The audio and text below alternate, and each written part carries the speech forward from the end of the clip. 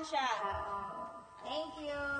Ay, di ba? May isa pa, may isa pa, may isa pa. May isa pa. Nagkakapusan na lang yung tito. Kaya pa ba?